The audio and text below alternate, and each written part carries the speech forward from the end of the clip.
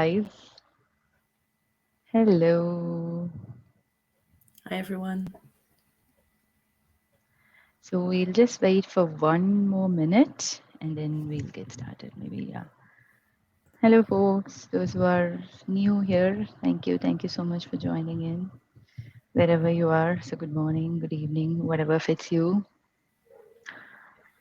Okay. Is my screen visible right now for everyone? Okay, great. So, hello, hi, and welcome. So, this is one of the ongoing webinar series by Synapse QA.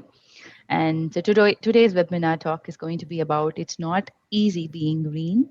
And as you guess it from the title, it's more about the software and its sustainability.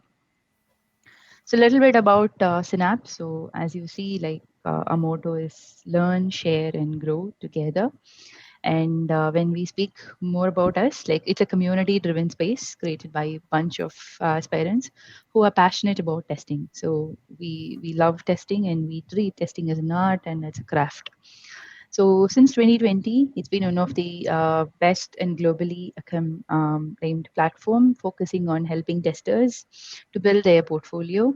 And it is not only about building their portfolio, like we have helped them in many other ways to groom themselves as a tester. And also we have hosted 6 global events, including the panel discussion, hands-on workshop, meetups, parallel learning series, and we call it as Teller of Tales, a kind of blogcast and study notes. So these are our journals, and we have also been community partner for 6 global testing conferences.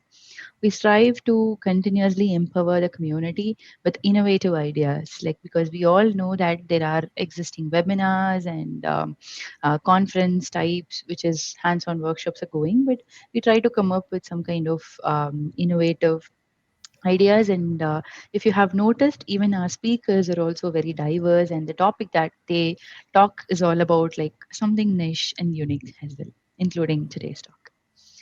So when we start our values, like we always wanted to force on this, like we enforce, we have a certain values, vision, and mission.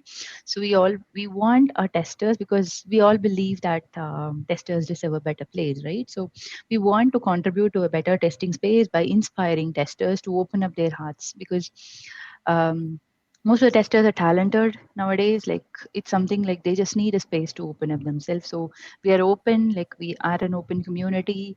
We accept people from all the places around the world, and we even have a kind of global footprint.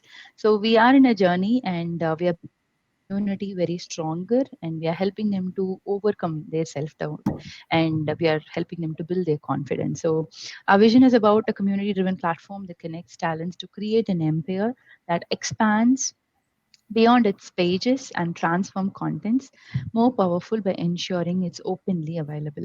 And our mission is learn, share, and grow together as a community and redefine the creative ways of sharing knowledge.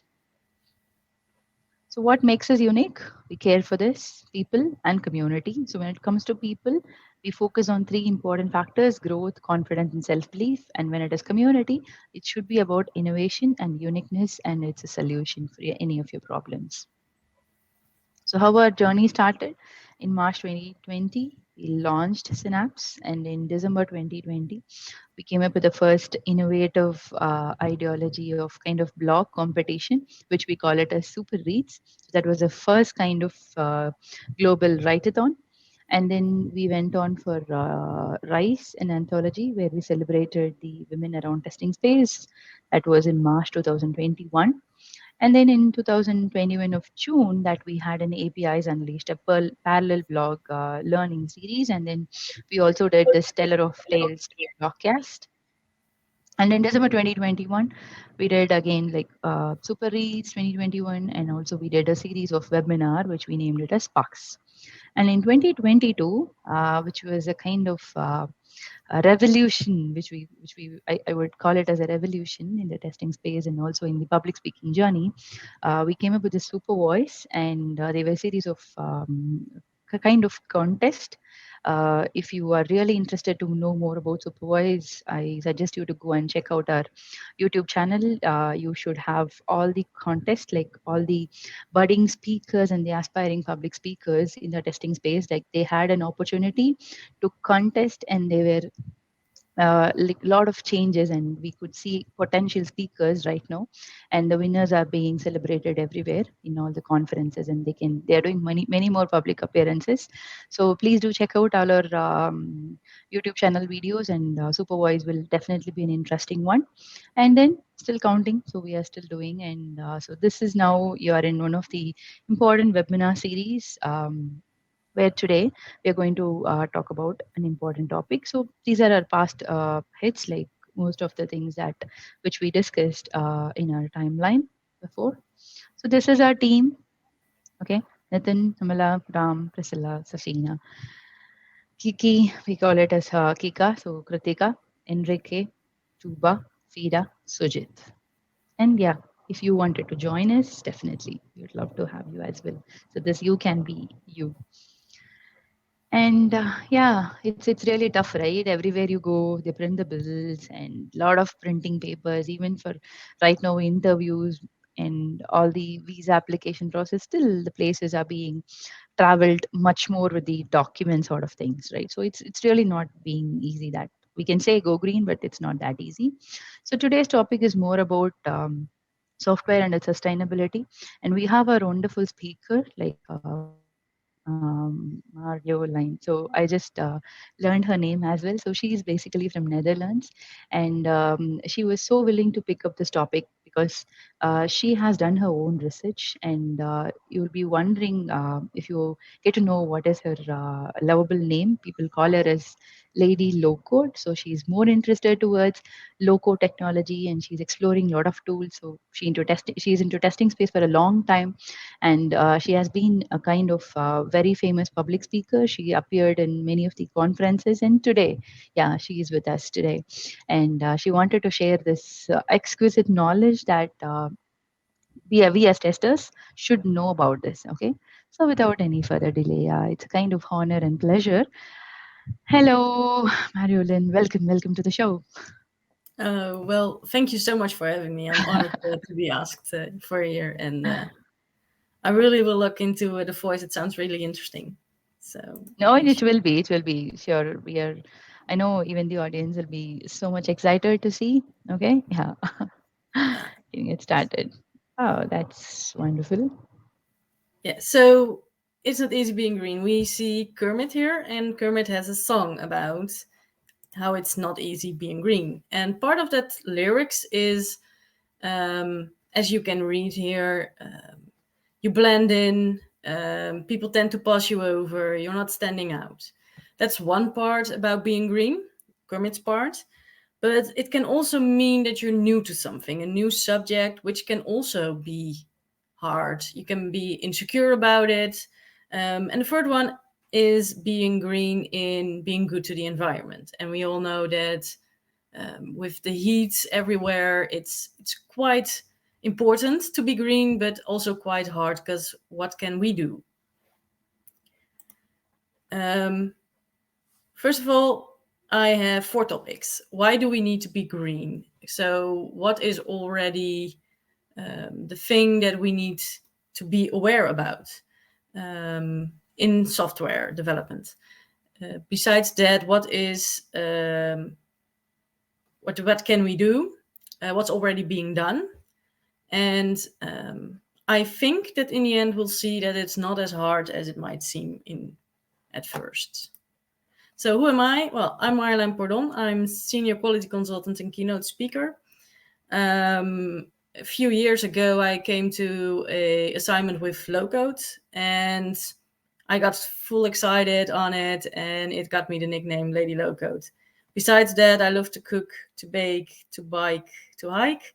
And we have a collection of 45 final. By now, I think 18,000. So we love listening to that music also.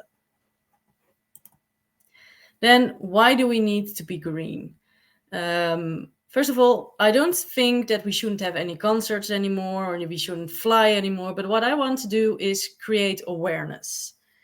and so we can make educated choices. What we see here is a concert of Rammstein. Not my kind of music, but what they do in all their concerts is a lot of fireworks, a lot of spectacle. But what does that cost us? Or better, the environment. Why isn't it here? So if we look at one Rammstein concert, so not a world tour, just one concert with fireworks and explosions, the CO2 produced for this concert is 10,000 grams. To put that in order, it's the equivalent of the yearly emission of 10 households. That's quite a lot. For this CO2 produced, 10 households can do that in a year for just one concert. But it's not just concerts or flying, it's also what we do on the internet. So not just the development, I will go to that later, but just the use of software. And if we look at Twitter, it's 100 million grams. And to put that in perspective, to the CO2 produced by driving 1 mile is 404 grams. So all the tweets daily will give us enough CO2 production to drive to the moon one time. Well, texting still be done a lot, 3 times to the moon. Google search, 7 times. Facebook, 13 times. YouTube, 62 times. And email, 12,000 times to the moon. And I'm not saying again that we shouldn't email, but I stopped the subscription of a lot of newsletters because of this. I realized, wait, but if this is what it's costing, newsletters that I do not read, then I'll just quit the subscription. I think again before I hit the reply all button. So it's just all about awareness. And this is about the use of software, but what about software development? If we look to the energy forecast for 2030, 20% of the electricity demand will be for the production of ICT and the networks, the devices and the data centers. Newsflash, we do not have the electricity to see to that demand at the moment. Besides that, the electricity at the moment used for the networks and the data centers are mostly by burned fossil fuels. And the current use of energy has 49% of the carbon emitted. And about the amount of energy available in 2030, already, at least in the Netherlands, companies are prohibited to enter the energy network because there simply isn't enough energy to have everyone on the network. So this is really going to be a problem. We need to be sure that we use less energy and we use it more efficient and that we use more natural resources. So what's already being done? There are 3 organizations that I've chosen to talk to you about. UNEP is on governmental level, Green Software Foundation is on big corporate level, and Digital SME Alliance is small and medium enterprises level. So what are they doing? Well, the United Nations had an environmental program since 1972. They are the authority since then. So they just had their 50th birthday last year. And every year they will have the World Environment Day on the 5th of June. What they do is make sure countries talk to each other. There is an environmental agenda, and they will make sure that it is on the agenda of a lot of countries. And also civil society and countries, bringing them together, helping people to lobby and to make sure there is awareness about environment and help them improve quality of life. Then The Green Software Foundation is started actually by Asim Hussain. He had the principles of green, and he is green cloud advocacy lead at Microsoft. And Microsoft said, well, we like your ID, and we want to build an organization around it. And his two philosophies are everyone has a part to play in climate solution. If you're young, old, big companies, small companies, everyone has to pitch in. And sustainability on itself is enough to justify a work. Well, that will not be how everyone sees it. So I'll add some other reasons why sustainability is good for your work. But I'll come back to that later. So the Green Software Foundation is built by Asim Hussain and Microsoft, and they are collaborating with big parties like Accenture, GitHub, Intel, Linux, and a lot of others. They have a manifesto that you can endorse and sign. They have working groups, projects, but most important, they have free resources on GitHub, like code where you can monitor your energy use. You can even find out where the energy is coming from. Is it green energy or is it fossil fuel energy? Things like that. And they have events like Carbon Hack. It was last year. For this year, they have not yet announced it, but I can really promote it to just check it out. It's a good event. Then the European Digital Small Medium Alliances, because if you are a big corporate and you want something, you can do it. You have the money, you have the influence. But what if you're a small enterprise or a medium enterprise? Well, then you have an issue, but not if you work together. And that's what they did. And there are now over 45,000 enterprises in total. And they are almost the same like the Green Software Foundation. They have working groups, projects, but by working together, they also have funding opportunities because they have each other and they can help each other. And also they can help lobbying to governments. And also they have several events. And for 2023, they have not yet announced a big event.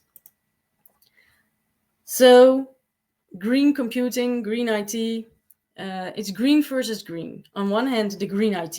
So we as IT want to be efficient.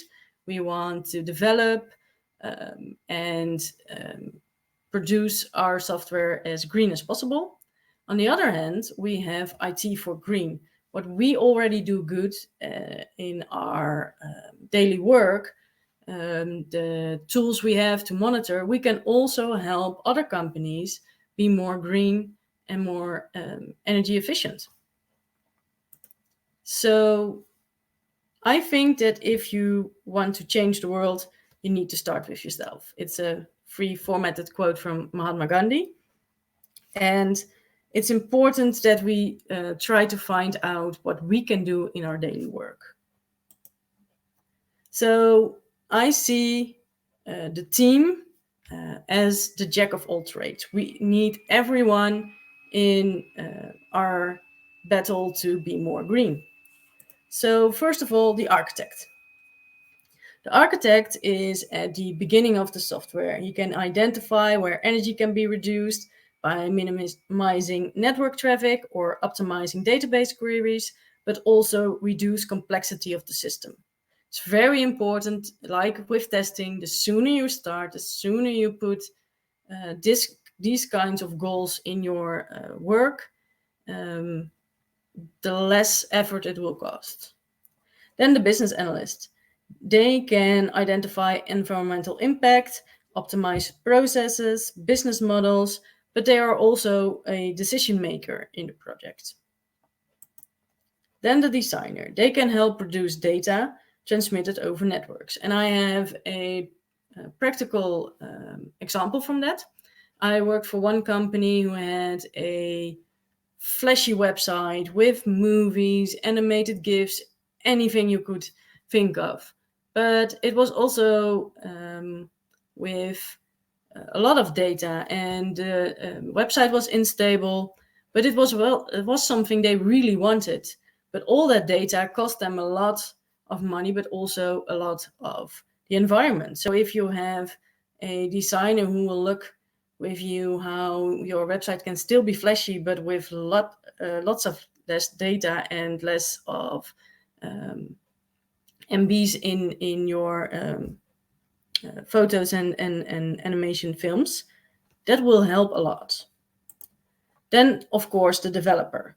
He can optimize code for energy efficiency and performance, but also use caching, minimize database queries, using algorithms requiring less computer power, and they can also help install the monitoring applications. And of course, the tester. We can test energy efficiency, we can assess environmental impact with or without tooling. So altogether, we can make a lot of differences. Then what can we do about green in our daily routine? So I'll start with the life cycle assessment. I chosen the one of ISO, but there are quite a lot that you can use. And basically it's from the cradle to the grave. So you have the life cycle inventory, which will say, okay, I need this kind of product, and that will give me, then I will need this kind of resources, and you'll put those all together. And you have the life cycle impact assessment. What is the impact on the environment for every stage of the life cycle? Well, this is a bit the theoretical side, but here is an infographic. This one is for a desk, so it's a bit different than for software, but I can explain by this image. So we have on the left the inputs, the raw materials. For a desk, you need trees, and you need oil and other stuff. You need to transport the trees, and all those things need energy resources also. So the output of the first stage is carbon dioxide, and there's also a reduced carbon sequestration in forest, because by using trees, we have less trees to take up the carbon dioxide, but we also emitted carbon dioxide. So we have a double output. Then to manufacture the desk, we need energy. And that energy is mostly burned fossil fuels at the moment still. So we also have an emission of carbon dioxide. Then we use the desk and we reuse the desk, and that's good because that will not have the output of fossil fuels. Even more, we compensate because we do not need extra trees for a new desk, and we do not use the fossil fuel use to make the desk and transport the desk. Then waste management. Well, we have a few options. We can do composting, which will have the output of carbon dioxide, yet if we store it in the soil, it will help the plants grow. For combustion, we also have nitro dioxide emissions and carbon dioxide emissions, but they can also be stored long time in the landfill, and they will also help plants and trees grow. And you have also avoided fossil fuel use to burn the waste when you do landfilling. So if you look to software, if we have more energy efficient software, it will be faster, it will be better, but also we need less hardware, because hardware is also a big issue in the lifecycle assessment of software, because we make bigger apps, flashier apps, but they also ask more data, more memory, and the older hardware is not compatible anymore. While if we make them less demanding, the software, we can use the hardware longer, because we had already a shortage of chips during the COVID period. So we also need to be aware that the hardware resources are also a problem. Then the second thing, the 5 pillars of sustainability. Like I said, Asim Hussain says environmental should be the most important reason, or maybe even the only reason why we are sustainable. Yet it has also profitable on the economic side, because if you have apps that will be more sustainable and you need less hardware, people will use it. It will also grow benefits for all members of the society. You have the social also. When you are sustainable, people will like that, and they will promote you to, so you will have more people using your software. Then environmental, I already talked about, that it will reduce negative impacts on the environment. It will also manage the natural resources and promote protection and conservation. For the individual, if we look to burning fossil fuels, it has a great impact on the health of people because of the airways. There are a lot of illnesses with airways, but also it can bring on a lot of more cases of cancer. So for the individual health, it's also very important that we are more sustainable. And last but not least, the technical side. And I want to add again an example, because I already mentioned Linux when in the beginning with the Green Software Foundation. And Torvald, the owner of Linux, says, well, we program in C, and C is by far the most energy efficient programming language. But he also says programming with C on a good day is like juggling with chainsaws. So C is a difficult language to program in, but there's also Rust, and Rust is almost as efficient as C, and can also be used and is an easier language to program in. And if we look at Java and Python, we see that they are very, very energy not sufficient. I added a QR code. Behind that QR code is the research about this. But if you want it, I can also send you the link. Please contact me. I'll share my contact information later. So the third one, Green Soft Model. It's, Green Soft Model, that's a model we can implement in our day-to-day work, like green in our daily routine. It's a framework for integrating sustainable considerations, practical for teams, for all phases of the life cycle. So you start with the life cycle assessment, then you know where you can change things, you decide which of the pillars are most important for you, and then you make goals in which you want to be more energy sufficient and make sure that your software is good for the environment. Besides being a framework for all cycles, it gives you criteria and metrics, so you can see where you're at and where you want to go.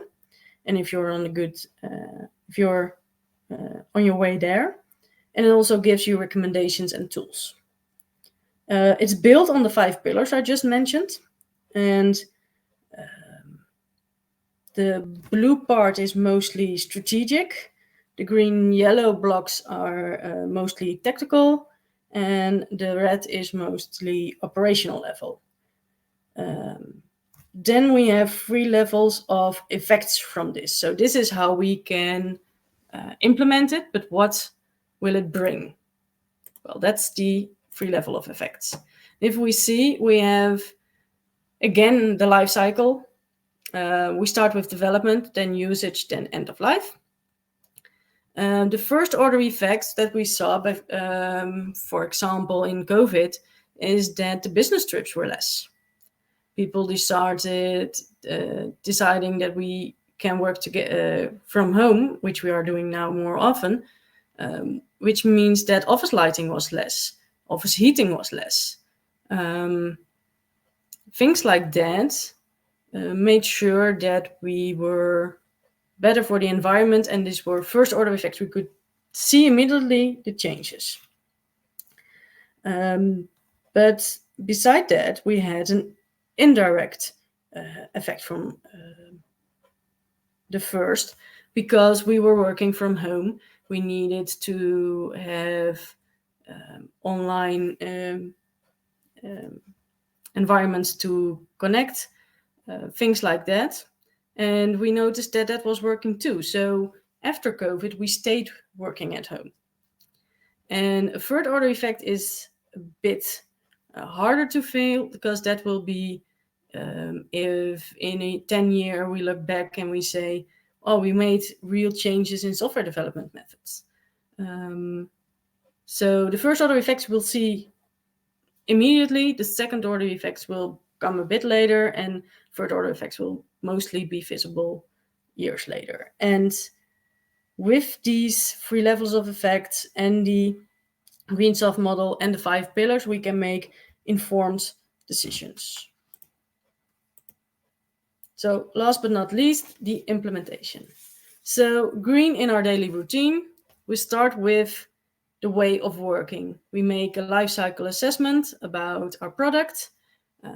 Where do we need resources? Are these environmental green resources, or are these fossil fuel resources? Can we change that? And with the Greensoft model, we can implement them.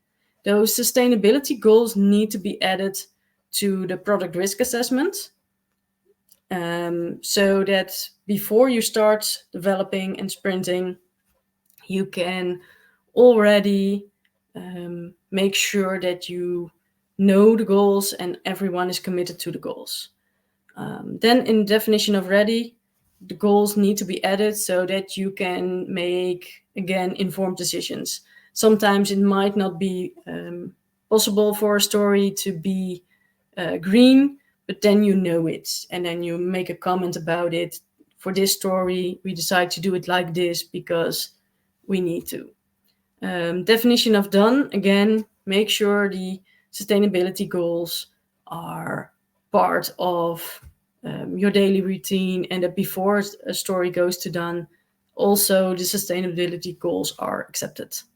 And in retrospective, I think after sprint, it's important to see, are we still committed to the goals?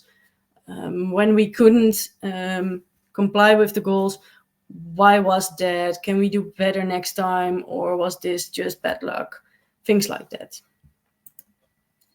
Then a small bit about monitoring use and emission. There are several tools to monitor your use of resources, like energy, water, but also they measure the correlation to power consumption, like network uses and CPU, GPU usage, and they measure both front end and back end. And the last one is quite interesting, because they can make already estimates on your energy use before deployment. So there are quite some things that you can do upfront or during the sprint to know how is my software and what it's going to be after deployment. Besides the use of resources, it's important to know your emissions. carbon dioxide. And there are apps that use that convert power use and resource use to emissions. And they will also tell you where you can update or improve the efficiency of your app and how this will help minimize the emissions, and also which source of energy you use and how you can improve that. So there is already quite a lot, and also on the GitHub of the Green Software Foundation. So what we can do about being green? I think we are the conscience of quality as a team. And the architect, the business analyst, the designer, the developer, and the tester all need to work together, and then we can be the green conscience of quality. So I think in the end it is easy being green, because green software means better, faster, and cheaper software. If the time to interactive on your software is low, the better it is. Page weight, again, the lower the better, not just for the environment, but also as user friendliness. Average server response time, again, the lower the better.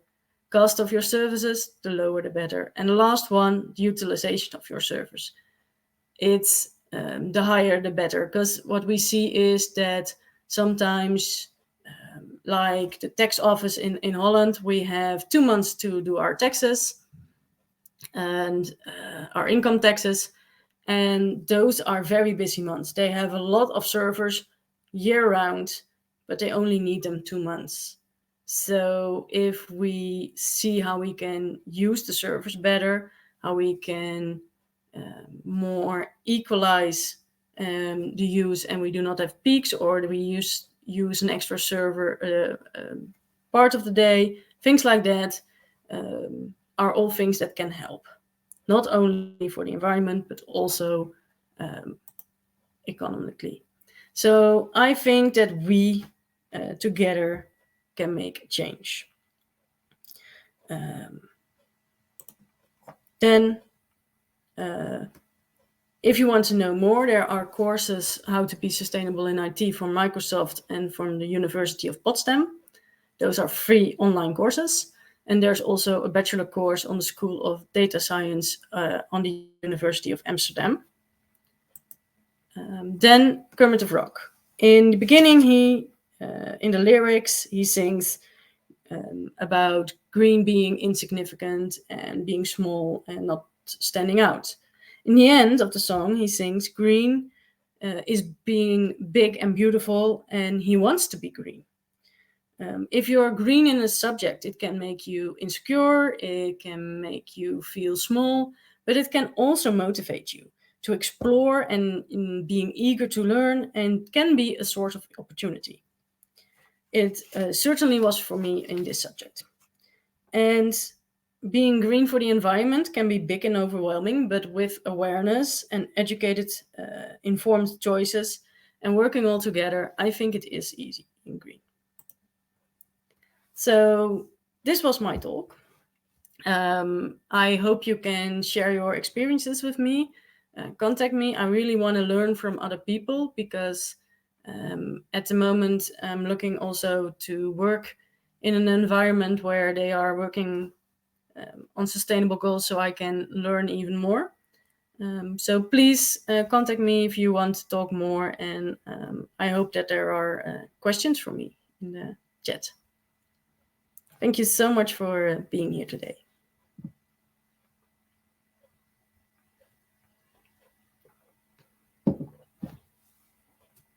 So yeah, thank you so much. It was a wonderful talk, and usually we'll think about only like printing of bills, like reusing the water bottles, and those things are being contributed to green. And most of the times we fail to think that an unnecessary email, an unnecessary tweet is also contributing to that, right? So this was an eye opener. Personally, for me, it's an eye opener. So next time, before sending a long email, maybe I should give it a thought. So if the person is nearby, maybe I should directly go and talk to. Um, instead of sending a long email. We have never thought about this way, Marilyn. It was one of the wonderful talk, kind of eye opener personally for me, and I'm so sure that our audience would have also felt the same way.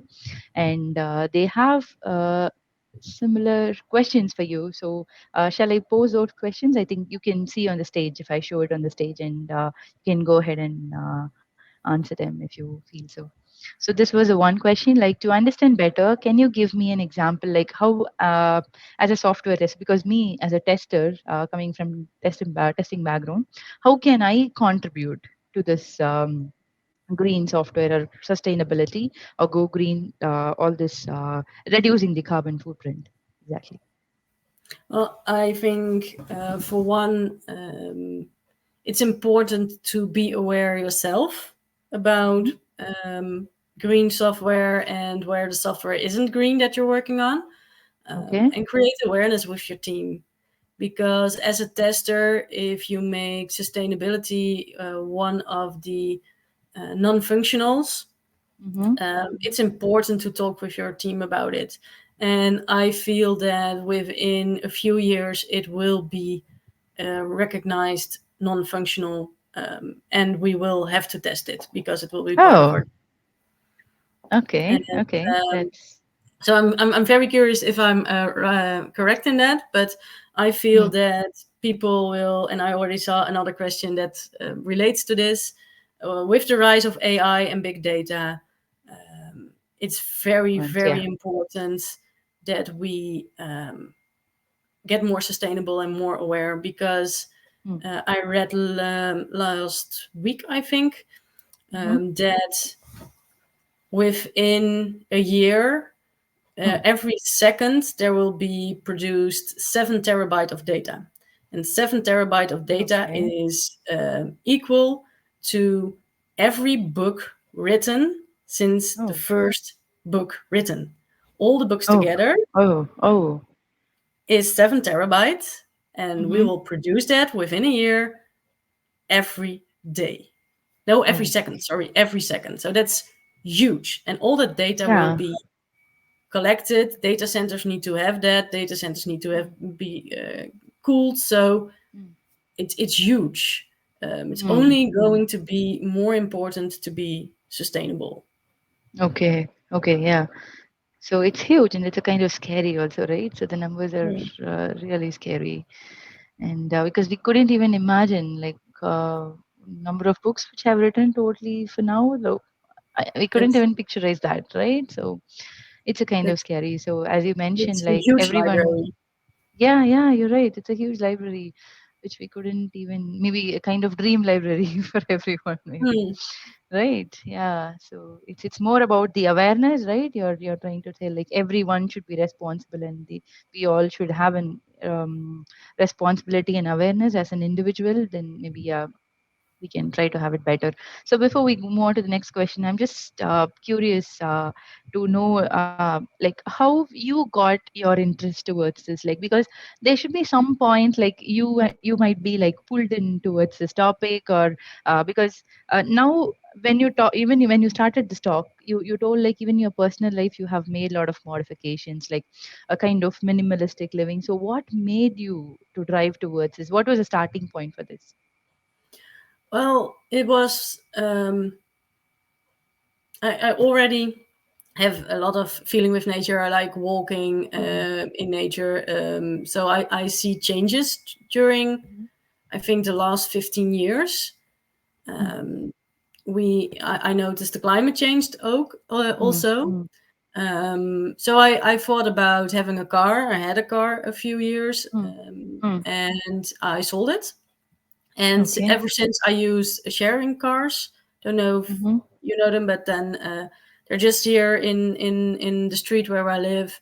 And with Mm. an app, I can say I want this for a few hours, and so I do not own a car. I go by bike and public transport, but I also told my employer if I do Mm. not have to go by car because I can go by public transportation, then I Mm. want to go to customers that I can Mm. reach with public transportation. So it's been growing from just like that. I don't want to Okay. drive a car. And then I Hmm. noticed um, I'm trying to eat less meat. So I'm a flexitarian, I think Okay. that's called. Also, with eating fish, I try to eat fish that are not overly fish, so that they're not the the good fish, so to say, Okay. and not Okay. the fish that are going less and that are. I'm trying to find the word. Extinct, kind of extinct species, right? Okay. Okay. I got it. I got it. Things like that. So it Hmm. started small with me, and then I got asked once, okay, but Hmm. how is it with software? And then I was triggered. I think, yeah, I don't even know if in my daily work I am as green. Also Hmm. with being an international speaker, I try to do as much of it online, Hmm. because I figured if I'm talking about being green and I'll travel by plane all over the world, that's also a bit. So I try also to make educated choices in that. Oh That my started God, you're so small. And inspiring. thank You're you. so inspiring. You're so inspiring. I couldn't express that in my words, like the way you think. Now I understood. Like, so starting from the nature, your love towards nature, and the question, what about software and being a person into IT background? So you started thinking that way, and you have implemented, and right now you're here to spread the same awareness. So that's really great. I couldn't I'm not just saying just because you're a speaker here. It's not that way. I'm really inspired by the way you have taken this so long. It's a kind of journey like we all have to understand. So maybe I'll just go with this next question. So what we see is like, what trends do you foresee in software sustainability? Is like, how can individual organizations and we can get prepared for it? Because even this topic, if you remember, like when we were posting, people might have a lot of questions in their mind, like what she's going to cover about, like what it is going to be about, right? So we have to be prepared, like how industries are going to be. And in some case, like of course not everyone will be prepared. So for the organizations who are not prepared, what will be your advice? Well, I think that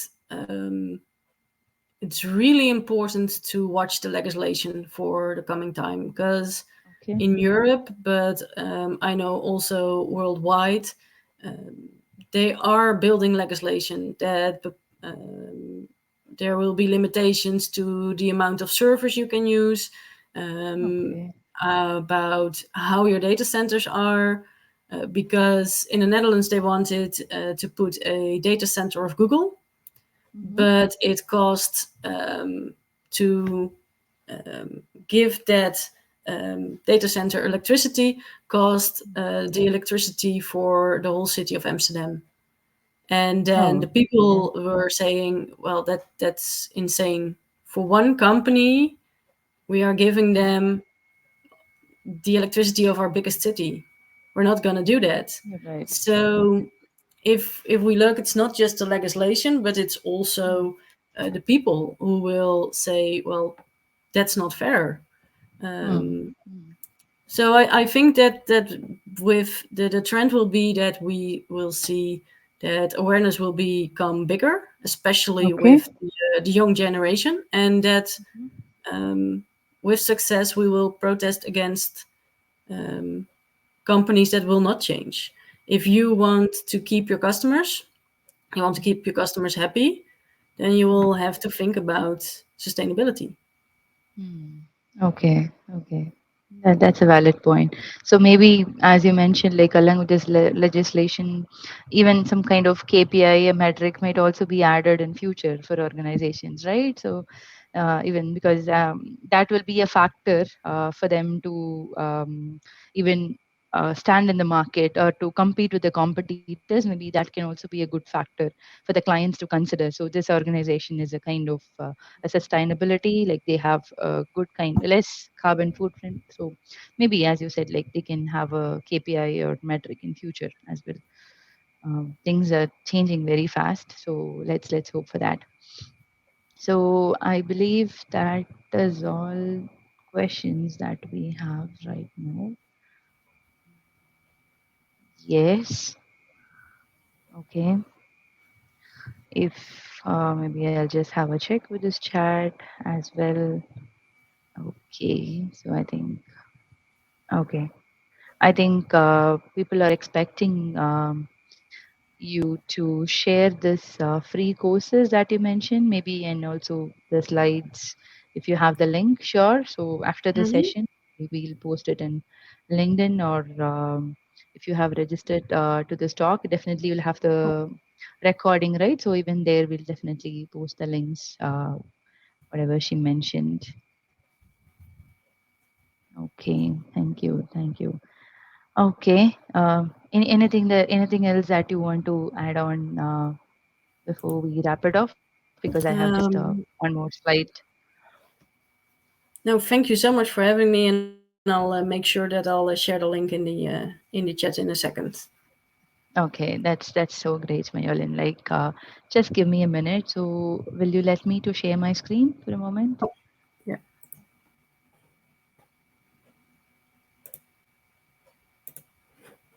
I think you can. Yeah. Yes, I can.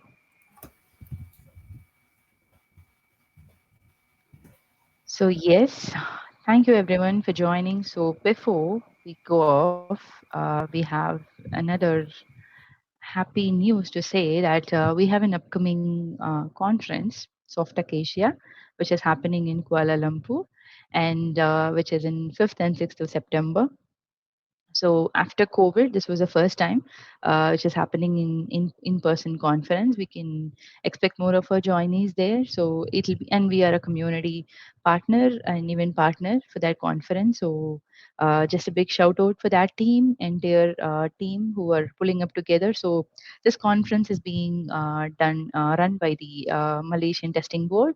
Uh, just if you have any details regarding the registration, and if you have any queries, you can stop in. You can ask any of the Synapse member. Okay. And yeah, finally, so we are looking for community champs. So if you are interested in community, if you wanted to share, or if you wanted to volunteer, if you wanted to be part of such a growing and vibrant community, we would really love to have you. So we need extra hands right now.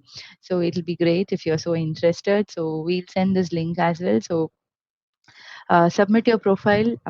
We'll connect and we'll talk. We'll get to know more about you.